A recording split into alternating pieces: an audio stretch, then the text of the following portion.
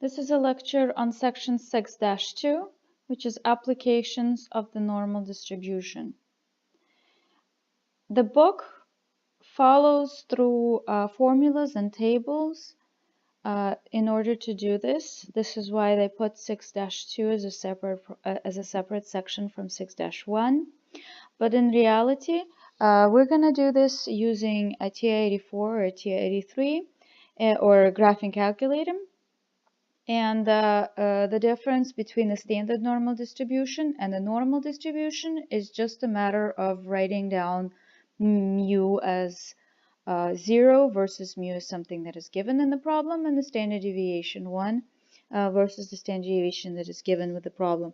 So as a review, I will put the two curves. The standard normal curve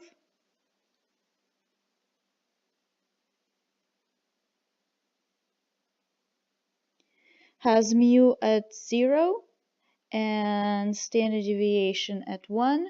So moving left and right, this is going to be your z-score. Sometimes it's referred to as a standardized score. A normal distribution that is not standard has mu that is given to you, and it has sigma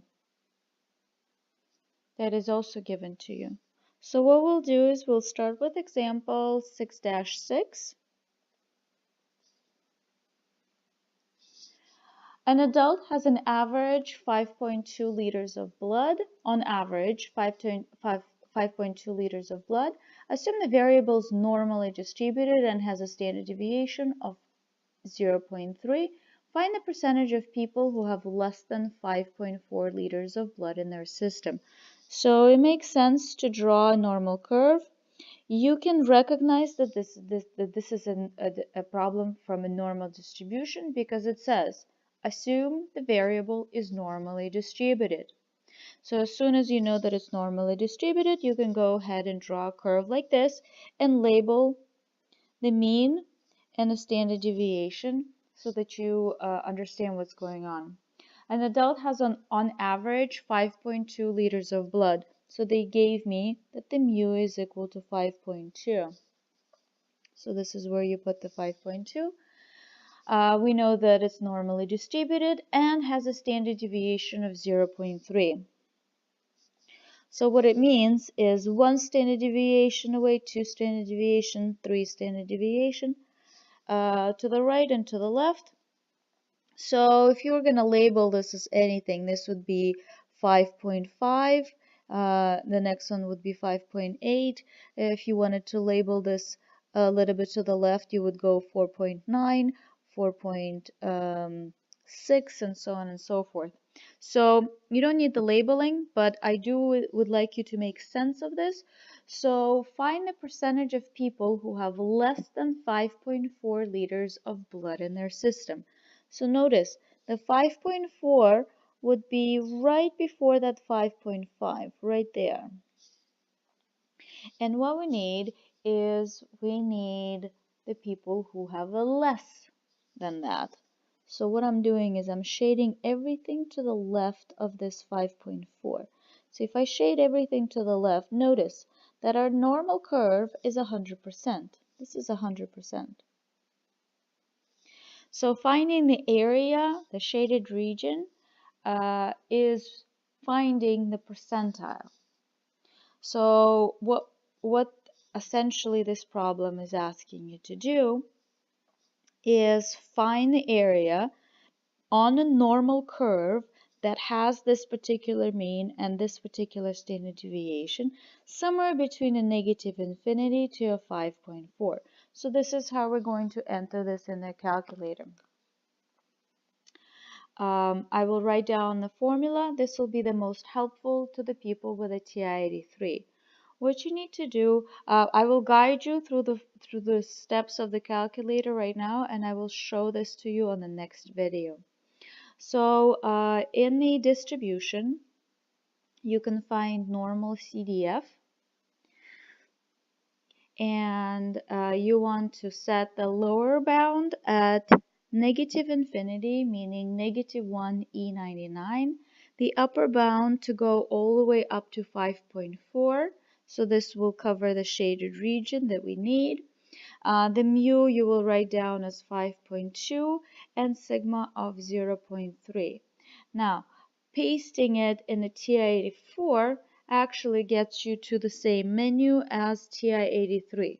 So on a TI-83, you will choose normal CDF button on your calculator under distributions. So distribution, then normal CDF, and you would enter lower limit, upper limit, mu, and sigma.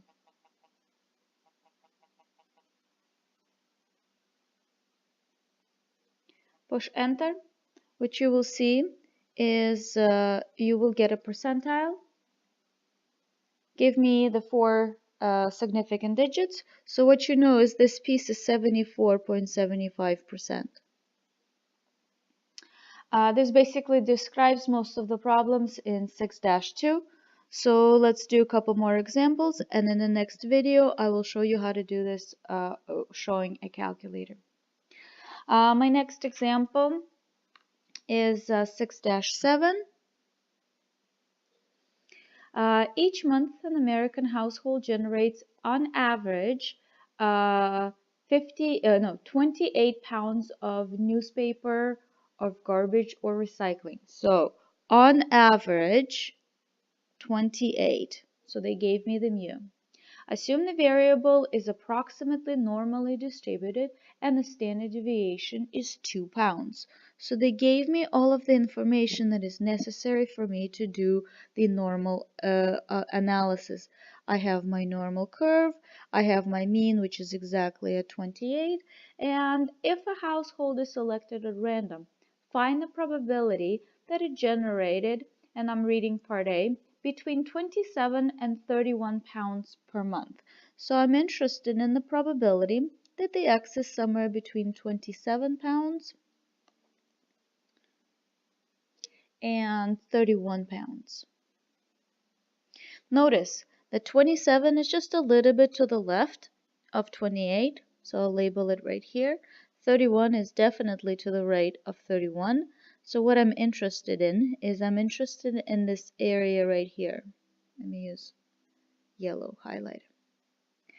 I'm interested in finding this area right about here. So what I will do is I will go into my distribution, normal CDF,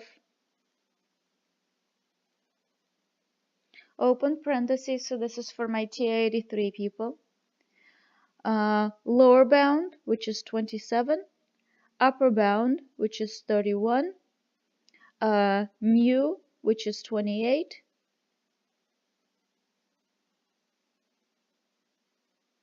and sigma, which is 2. So this is what you want to type into the calculator. Distribution, normal CDF, 27, 31, 28, 2, paste, push enter. That should give you a percentile. Give me 4 decimal places and we're good to go. For the next one is a 6 and then after it is a 5, so this rounds to a 7. So that means that the shaded region accommodates to 62.47%.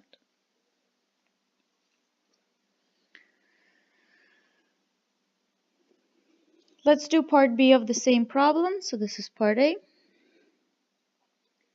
Part B says more than 30.2 pounds per month. So I need the probability that X is greater than 30.2 pounds per month. So what you need is you need normal CDF. You're interested, so if you'd like to draw these pictures because they make more sense, that's great. So you have your 28.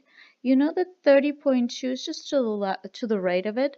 So you want more than 30.2, so you're looking at this piece. So this is how you're showing your work. This is a sentence that's written in math. The probability of x being greater than 30.2 is a normal distribution with lower bound of 30.2, the upper bound of 1e99. This is my way of writing this positive infinity on this side.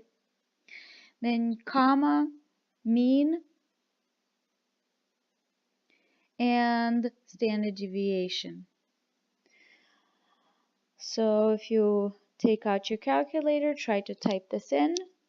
30.2, 1e99, mu is 28, sigma is 2.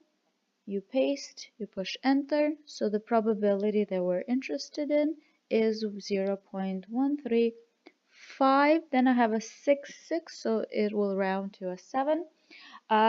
Be careful, just note that because the book is using tables rather than the calculator, you might be off in about fourth significant digit. So don't worry if you're a little bit off. If anything, your answer is better than the book's.